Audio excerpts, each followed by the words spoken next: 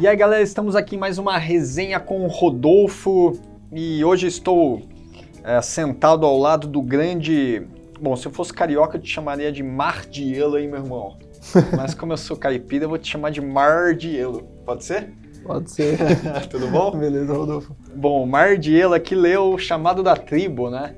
É um livro muito legal aí do Mário Vargas Llosa. Cara, me conta uma coisa. Aqui na sua resenha sobre o livro, você até falou, encarou o livro como uma autobiografia, né? Ou seja, o Mário Vargas contando a história da própria vida, né? Assim, o quão pessoal ele é no livro? Ele não trata muito assim, da vida pessoal mesmo. Uhum. O que ele traz ali é muito do íntimo dele com relação à ideologia. Tá. Então ele traz ali a transição, todo o processo de transição de um socialista para um liberalista mesmo, da forma mais genuína possível, de forma bem bacana, assim, ele aprofunda bastante em todos os autores que ele traz ali no livro. E quando a gente fala do Chamado da Tribo, que é o título do livro, esse chamado é o chamado do liberalismo, é isso? Seria basicamente isso, assim, A tribo dos liberais. É isso. E aí, em algum momento, é identificado que até durante as outras histórias, né, ele traz ali a história dele principal, logo na abertura do livro, e é como se, assim, você tivesse perdido por aí, poxa, tô pegando um pouco de tudo que eu tô vendo, do que eu tô vivendo, mas acho que eu ainda não me identifico muito com tudo isso que tá acontecendo à minha volta.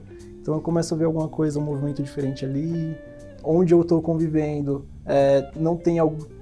tem algumas coisas que não me agradam muito, que vão muito contra os meus princípios éticos e morais, e aí eu começo a encontrar fora, no liberalismo, aquilo que tem mais a ver com o que eu realmente tenho de essência.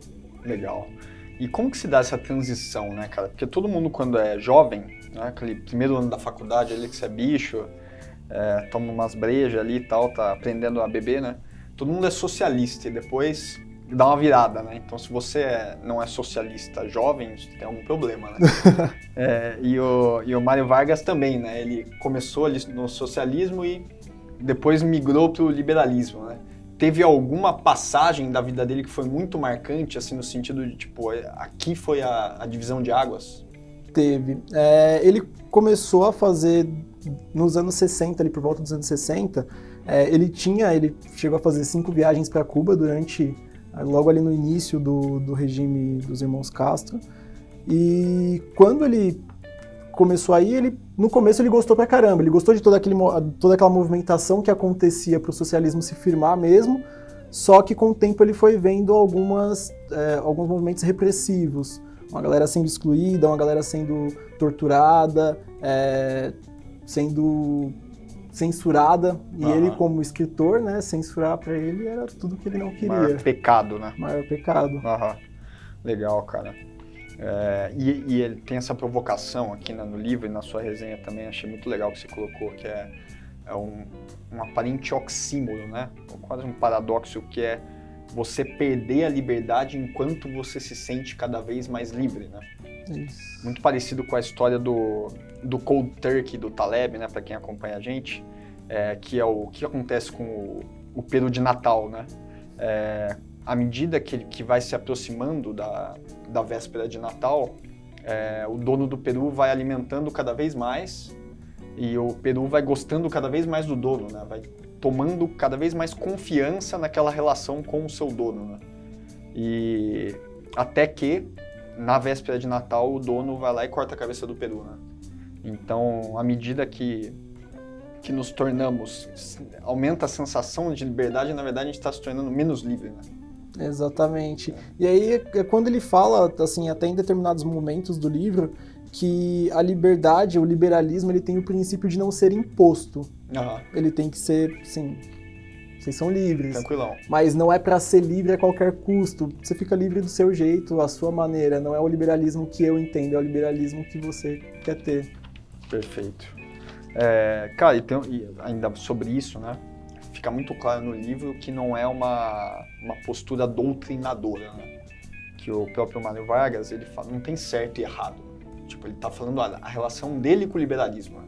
Isso. Mas ele não tá falando que todo mundo tem que ser liberal, né? Não, ele não traz dessa forma e ele também deixa bem claro que, assim, o liberalismo não tem todas as respostas. Isso é o que deixa ainda mais interessante porque, assim, ele fala da crença dele, do que ele realmente deixou de... Por que ele deixou de seguir ali o socialismo, passou a ter um pensamento mais liberal. E ele traz que, assim, aquilo ali não é a solução do mundo, ele não tem todas as respostas, mas ele te deixa livre para buscar todas elas sem ficar preso a nenhuma ideologia. Sim. Não, até porque seria uma contradição lógica, né? Se você se autopropõe liberal e determina que o liberalismo é a única forma de pensar, você não deixa de ser liberal. Exatamente.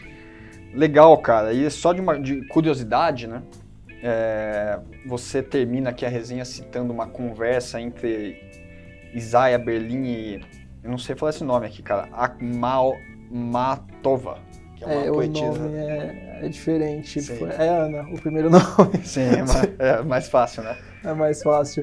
E aí você fala que nessa uma conversa que durou 10 horas, né? E você até questiona, ou o livro questiona, não sei se o que houve no recinto foi apenas uma conversa. É isso, no livro eles trazem esse questionamento, mas assim, ficou meio vago, foi a parte que eu falei, poxa, talvez isso daqui não precisasse estar no livro. Entendi, mas... porque faz uma alusão como se o Isaiah e a Ana tivessem transado ali na sala, é isso? Tipo, tiveram um caso lá e ela era casada, e aí, assim, gerou vários burburinhos totalmente desnecessários, mas eles seguram ali firmemente que foi só um papo de 10 horas a portas fechadas.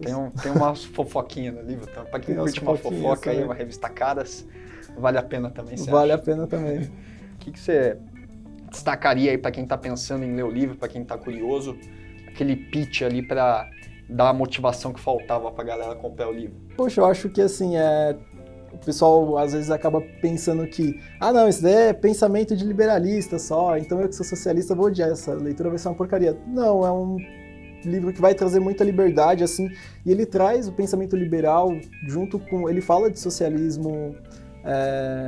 Ele fala do socialismo de forma mais aberta também, e ele não exclui como uma forma de pensamento aberta. Para ele tá tudo bem, assim. Como liberalista, ele entende que todas as formas de pensar são válidas. Então, ele não discrimina nenhuma forma de pensar, ele não supervaloriza nenhum outro pensamento também. Ele deixa totalmente aberto, então a leitura, ela é uma leitura que te traz liberdade também para você poder quebrar alguns próprios paradigmas, assim. Legal. E só para deixar claro, né, que é o mesmo argumento do Karl Popper lá, que assim, várias formas de pensar convivem, mas não podemos ser tolerantes com os intolerantes, né? Então ali que você demarca a fronteira, né? Fica aí a recomendação de leitura, esse livro brilhante, né? Inclusive, para o nosso contexto aqui, agora temos o Paulo Guedes, né, o super ministro da Economia lá, que se autoproclama um liberal, né? Então ajuda também a entender a cabeça desse cara aí que influencia bastante na economia e na política. Valeu, obrigadão. Valeu, Rodolfo.